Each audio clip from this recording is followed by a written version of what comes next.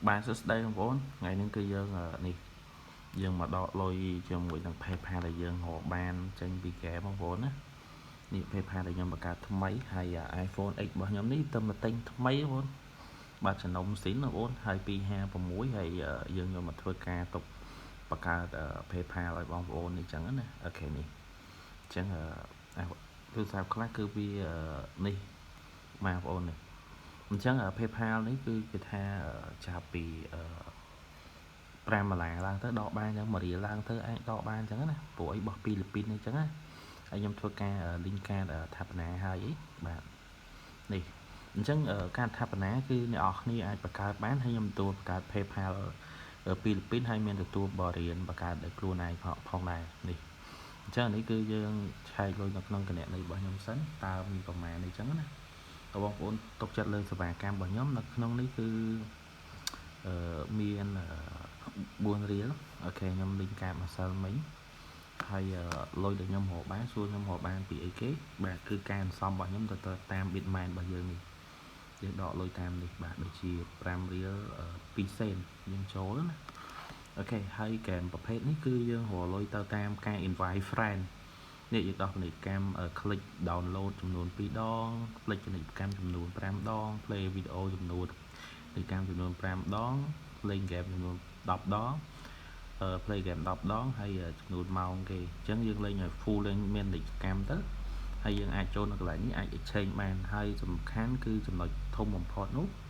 គឺអ្នកនរគ្នាត្រូវការ copy នៅកន្លែងនេះឲ្យគេ download បងប្អូនលេងអ្នកឯងគឺអត់ធ្វើការ download បានទេមានន័យអត់បានលុយទេវាពិបាកយ៉ាងនេះ copy ហ្នឹងឲ្យគេ download 20 30នាក់ទៅអ្នកនរគ្នាដោះ training ហ្នឹងទៅដោះក្បាលជាងទៅអ្នកនរគ្នានឹងមានសិទ្ធិដកលុយខ្ញុំហើយរបស់ខ្ញុំលេង1ឆ្នាំជាងហើយយើងសំមួយថ្ងៃ2ថ្ងៃយើងដកលុយបានអញ្ចឹងណាអូខេអញ្ចឹងប្រភេទហ្គេមហ្នឹងគឺយើងចង់ដឹងថាវាដកហើយហ្គេមទី2គឺដកលុយបានដូចគ្នានេះខ្ញុំដកហើយហើយប្រភេទហ្គេមមួយហ្នឹងគឺយើងដកលុយបានដូចគ្នាអត់តែយើង invite friend គឺវាបោកគឺអត់មានចប់លុយកាំងនៅហ្នឹងទេគឺមានហ្មងគឺដកចេញទាំងអស់អញ្ចឹងណាហើយបើហ្គេមដតីទៀតអត់ខុសពី3ហ្នឹងគឺដកលុយបានដូចគ្នាតែទៅលើការ invite friend អីចឹងទៅដូចហ្គេមផ្សេងៗហ្នឹងគឺវាទៅការ invite friend អញ្ចឹងគឺខ្ញុំអត់សូវ promote បានទេព្រោះអីជាប្រភេទហ្គេមបរទេសដែលយើងអាចដកពី PayPal មកអញ្ចឹងណាបងប្អូនតោះឥឡូវនេះគឺកន្លែងនេះគឺ$1ដកបានហើយសូមបញ្ជាក់ដាក់3ហ្គេមនេះ10សេនដកបាន10សេនដកបានហើយឥឡូវនេះខ្ញុំមកធ្វើការតេស្តព្រោះអី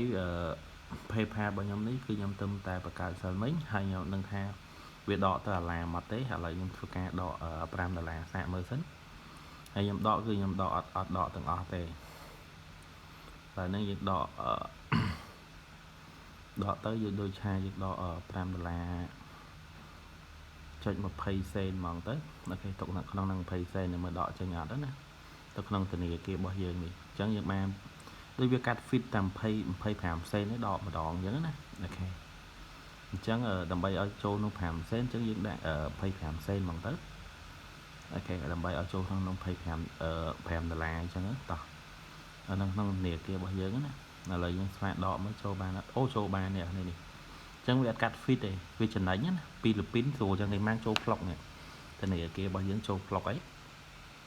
អញ្ចឹងយើងចំណេញមែនទែនអត់ដូចបោះឥណ្ឌូនេស៊ីទេបោះពីហ្វីលីពីនគឺវាចំណេញដកត្រឹមដកម្ដងគឺវាកាត់នេះវាកាត់ fit តែ25សេននេះឥឡូវខ្ញុំដកចូលអីគឺចំណេញមែនតើណាសម្រាប់បងប្អូនចង់ប្រើ PayPal ពីហ្វីលីពីនគឺស្រួលនេះខ្ញុំដកទុក15សេននៅហ្នឹងហើយការដកចេញទៅមកចូល vlog អញ្ចឹងវាកាត់ fit តិចមែនតើកាត់ fit 25សេនវ៉ាវកប់ស្រីអញ្ចឹងគឺស្រួលចាប់5រៀលទៅយើងអាចដកចូលនៅក្នុងនេះបានអញ្ចឹងណាអូខេអញ្ចឹងមានតែប៉ុណ្្នឹងទេអរគុណសម្រាប់បងប្អូនចង់បាន PayPal កាត់សេវាតិចដក fit